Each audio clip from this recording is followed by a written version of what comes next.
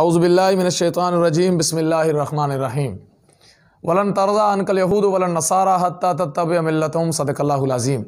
سامعین و ناظرین، اصلاح چینل کے توسط سے آپ تک کچھ باتیں گوش گزار کرنی ہیں۔ اس وقت عالم کفر پوری سازش کر رہا ہے اور قبلہ اول فلسطین ہمارے ہاتھوں سے نکلا جا رہا ہے، اور کہیں اگر ہم نے دیر کر دی تو یہ نہ ہو کہ وہ کہتے ہیں نا کہ لمحوں نے خطا کی صدیوں نے سزا پائی۔ اور پاکستان میں بھی باہر کے ملک میں کچھ عرب ممالک تو ان کے ہاتھوں پہ بک چکے، لیکن پاکستان میں بھی چند عناصر، چند زر خرید اینکرز کو، چند زر خرید کچھ حکمرانوں کو، کچھ ایسے لوگوں، بیوروکریٹ لوگوں کو استعمال کیا جا رہا ہے جو یہ محنت کی جا رہی ہے اور ایک ذہن سازی کی جا رہی ہے کہ اسرائیل کو تسلیم کر لیا جائے اور اسرائیل کے قبضے کو تسلیم کر لیا جائے۔ یاد رکھیے گا، یہ یہود ساری زندگی سازشی رہے ہیں اور یہ کبھی بھی کسی معاہدے پہ نہیں رہتے۔ ساری زندگی انہوں نے بیت المقدس سے لے کر، میثاق مدینہ سے لے کر اوسلو کے معاہدے تک یہ ہمیشہ عہد شکنی یہ قوم کرتی چلی آ رہی ہے۔ اللہ کے نبی صلی اللہ علیہ وسلم نے فرمایا، اخرج الیہود والنصارى من جزیرۃ العرب، میں ان یہود و نصارہ کو جزیرہ عرب سے نکال دوں گا۔ یہ میرے نبی صلی اللہ علیہ وسلم کی خواہش بھی تھی اور اس پہ عمل کر کے بھی دکھایا۔ اور اللہ کے نبی صلی اللہ علیہ وسلم نے ایک دوسری روایت میں فرمایا کہ لَأُخْرِجَنَّ الْيَهُودَ وَالنَّصَارَى مِن جَزِيرَةِ الْعَرَبِ، میں یہود و نصارہ کو جزیرہ عرب سے ضرور نکال دوں گا۔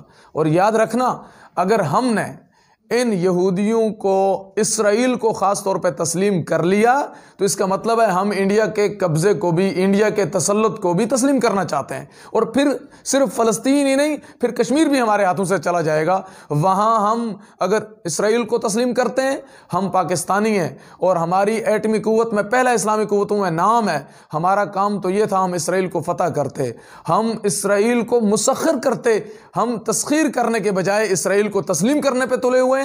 تو میرے ساتھیوں، اگر ہم نے ان کا قبضہ تسلیم کر لیا اور فلسطینیوں کی ساری قربانیوں کو ہم نے ضائع کر دیا، اور اسی بنا پر ہم سے کشمیر بھی چلا جائے گا، کیونکہ ہم انڈیا کے تسلط کو بھی پھر تسلیم کر لیں گے، پھر کشمیر بھی، ہمارے کشمیر کی کشمیریوں کی قربانیاں بھی رائے گاں جائیں گی، اور وہاں فلسطینیوں کی اتنے سالوں سے، برسوں سے قربانیاں رائے گاں جائیں گی۔